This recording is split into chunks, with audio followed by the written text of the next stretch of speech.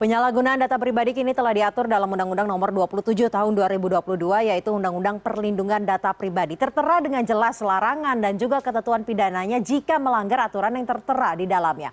Sebelum kita menelaah larangan dan juga ketentuan pidana jika melanggar UU PDP ini, kita lebih dulu harus mengetahui jenis data pribadi apa saja yang termaktub dalam undang-undang tersebut, Undang-Undang Perlindungan Data Pribadi ini. Termaktub dalam pasal 4.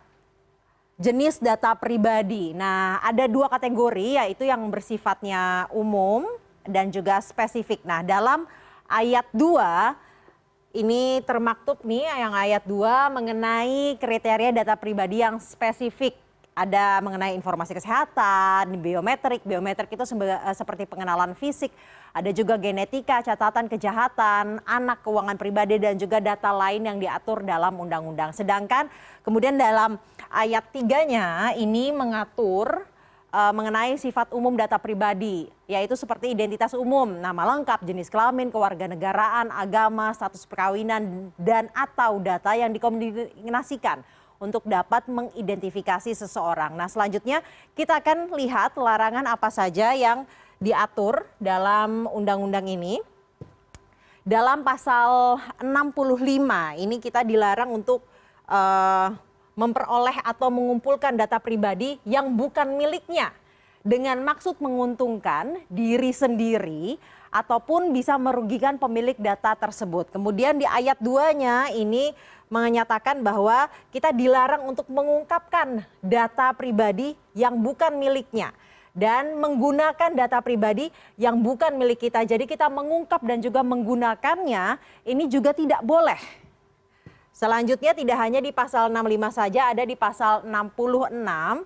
Di pasal ini mengatur larangan membuat data pribadi palsu. Jadi kalau kita sendiri membuat data pribadi palsu itu juga tidak diperbolehkan, atau memalsukan data pribadi dengan tujuan untuk menguntungkan diri sendiri ataupun orang lain ini kemudian dirugikan atas perbuatan kita tersebut.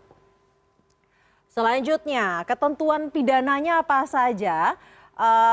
Tidak sebentar jika melanggar aturan penggunaan data pribadi ini. Dalam bab 14 Undang-Undang PDP ini diatur jika ada orang yang sengaja melanggar aturan-aturan yang ada dalam undang-undang akan dijatuhi hukuman pidana penjara paling lama atau maksimal selama 4 hingga 6 tahun penjara dan dengan denda 4 hingga 6 miliar rupiah. Tidak hanya itu saja, dalam pasal 69 juga diatur mengenai perampasan keuntungan atau hasil kekayaan yang diperoleh dari hasil pelanggaran Undang-Undang PDP ini. Jadi tidak hanya pidana penjara diberikan denda, namun hasil keuntungan yang kita dapat jika menyalahgunakan ini juga bisa dirampas. Nah, yang bisa dikenakan pasal ini tidak hanya individu, namun juga korporasi. Jika terbukti melanggar ketentuan undang-undang ini, korporasi bisa dikenakan atau dijatuhi pidana denda, pembukuan seluruh usahanya, hingga bisa dicabut izin dan juga dibubarkan korporasinya. Jadi penyalahgunaan data pribadi ini bukanlah perkara enteng. Jika ada yang terbukti melakukan pelanggaran data pribadi ini, tidak hanya individu namun korporasi pun akan terjerat jika melanggar aturan Undang-Undang PDP.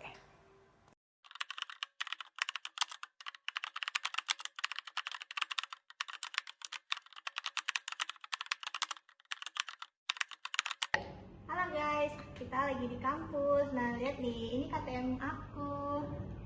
Nah, jangan terlalu jelas untuk data pribadi. Santai aja kali, kan cuma KTM. Sekarang apapun bisa disalahgunakan tahu. Kamu terlalu berlebihan deh.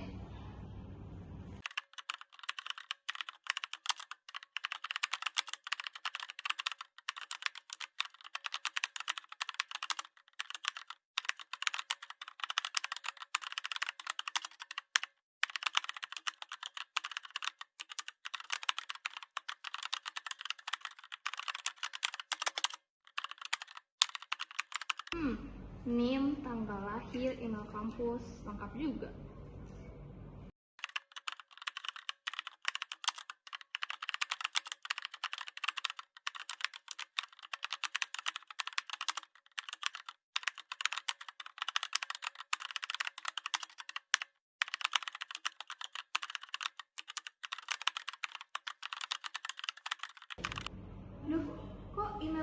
spamnya ya? Spam apa? Itu ada ikan pinjol, ikan judol, pokoknya banyak deh ikan-ikan. Padahal ini email kampus. Kamu pernah bagi data pribadi kamu nggak?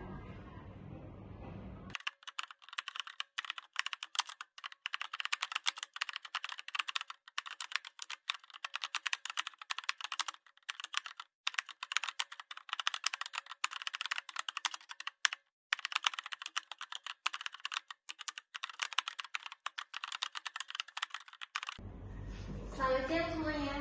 Iya nih Bu. Hari ini kita akan membahas penyalahgunaan data pribadi. Menurut kalian apa sih penyebabnya? Banyak mahasiswa masih kurang sadar pentingnya menjaga privasi digital. Oke, baik-baik. Iya, contohnya saya juga masih kurang terlalu percaya gitu. Jawaban kamu betul. Rendahnya literasi digital membuat seseorang mudah untuk membagikan data pribadi tanpa mempertimbangkan risiko. Iya, saya juga jadi nggak terlalu percaya kalau data saya aman. Bagaimana dengan faktor keluarga? Keluarga saya juga sama sih, kurang literasi digital. Bahkan keluarga saya juga sering oversharing ke media sosial. Itu menunjukkan kurangnya edukasi digital dalam keluarga. Tekanan sosial juga berpengaruh. Banyak mahasiswa itu ingin eksis aktif di media sosial. Benar, keinginan mendapat perhatian sering membuat seseorang mengakibatkan keamanan data. Ada juga faktor budaya digital. Sekarang budaya oversharing dianggap normal. Padahal tidak semua data itu harus dipublikasikan. Tepat sekali.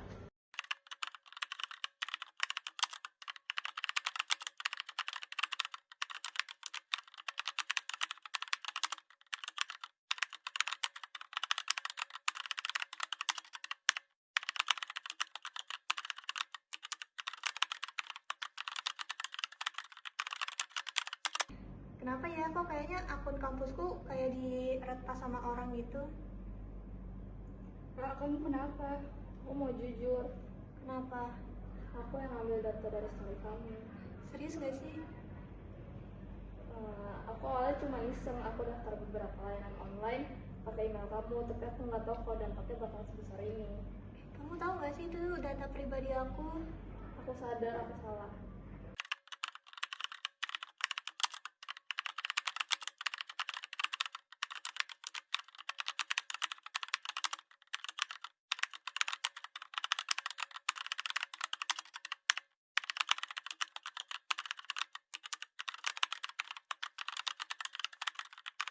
Nadia, apa yang kamu rasakan? Saya jadi mudah stres dan jadi mudah cemas juga. Itulah dampak psikologis yang sering muncul. Bagaimana dengan lingkungan kampus? Jika kasus ini sering terjadi, maka lingkungan kampus itu menjadi tidak sehat, Bu. Oke, bagaimana dengan dampak terhadap orang lain? Kepercayaan bisa menjadi rusak dan hubungan pertemanan bisa terganggu, Bu. Oke, benar. Penyalahgunaan data dapat menciptakan budaya saling curiga dan menurunkan keamanan digital bersama.